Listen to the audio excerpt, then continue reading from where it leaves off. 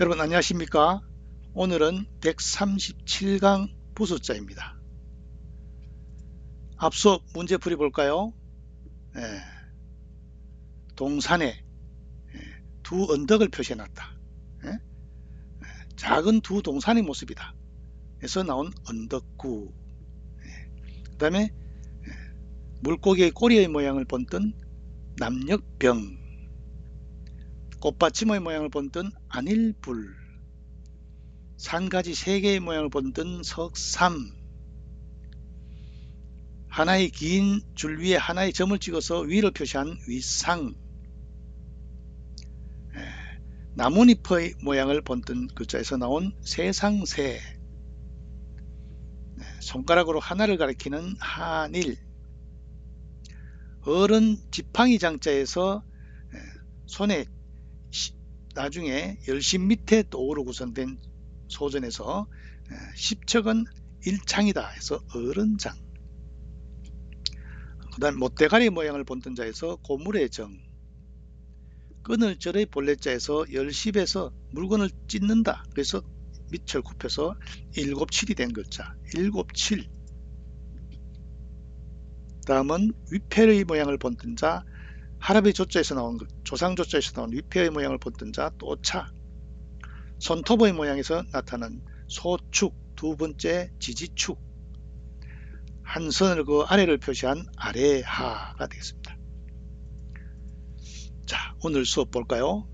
뚫을 곤, 위에서 내리그 뚫음을 가리킨 자, 뚫는 송곳이나 못의 역할이다. 물을 위에서 밑으로 내리 뚫는 거죠. 뚫을 곤에 해당되는 부수는 가운데 중자가 있습니다. 가운데 중자의 갑골문의 자형은 똑바로 가운데 있고 깃대가 아래 위에 깃발이 막 날리는 모습이죠. 근데 그 깃대를 세운 곳은 뭡니까? 가운데에 위치한 거죠. 그래서 가운데 중이 됩니다.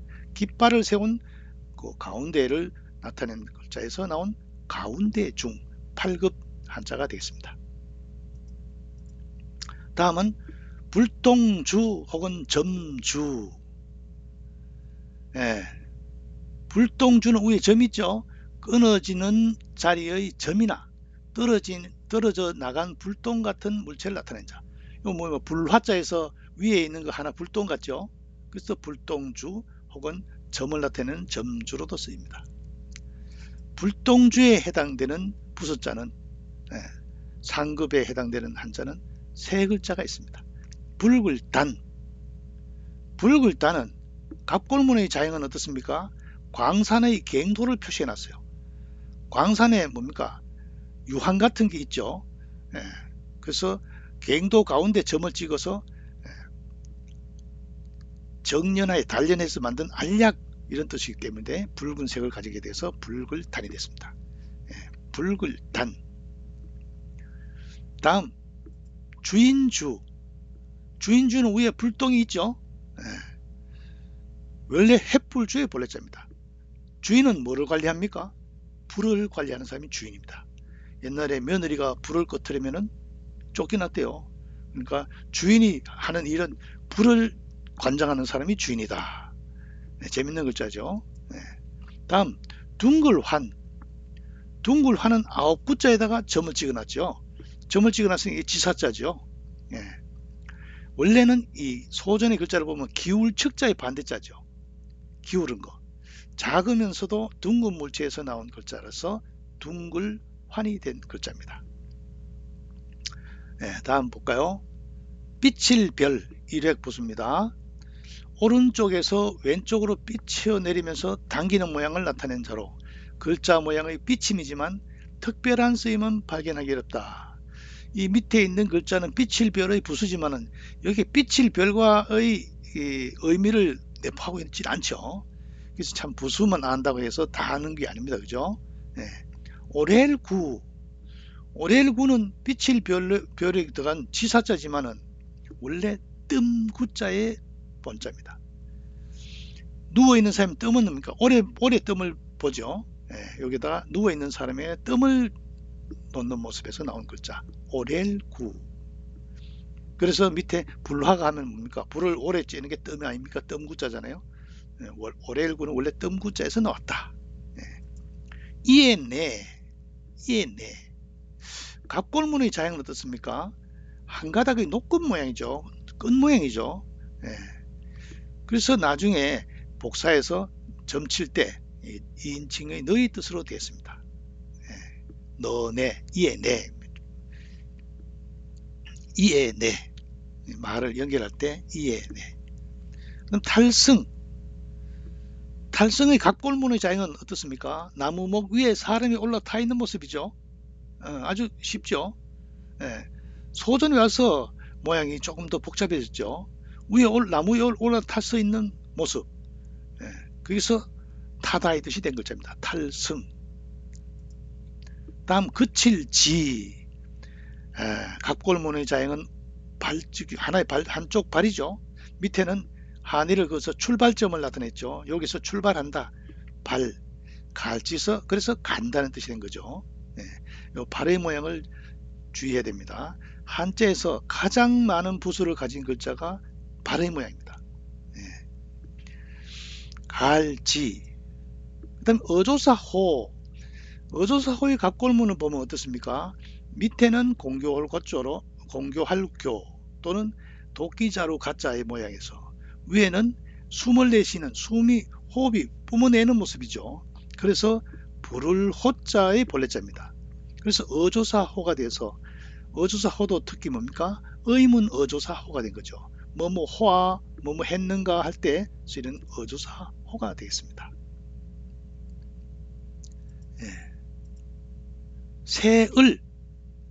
새을도 굽었지만 일획이죠. 한 번만에 되죠.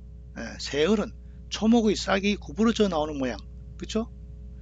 또 혹은 사람의 목, 물고기의 창자, 혹은 뭐 어떤 사람은 새의 모양이 본던자라고 하지만 정설은 없습니다. 새을. 하늘건은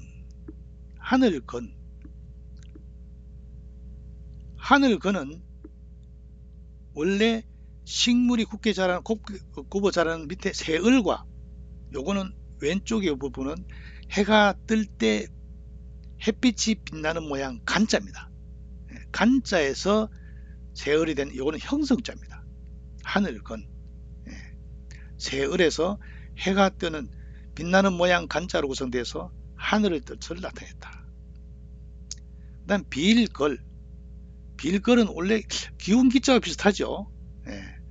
본래 기운기자와 비슷한데 남에서 구하다의 뜻이다 해서 구걸하다의 뜻이 된 거죠. 빌걸.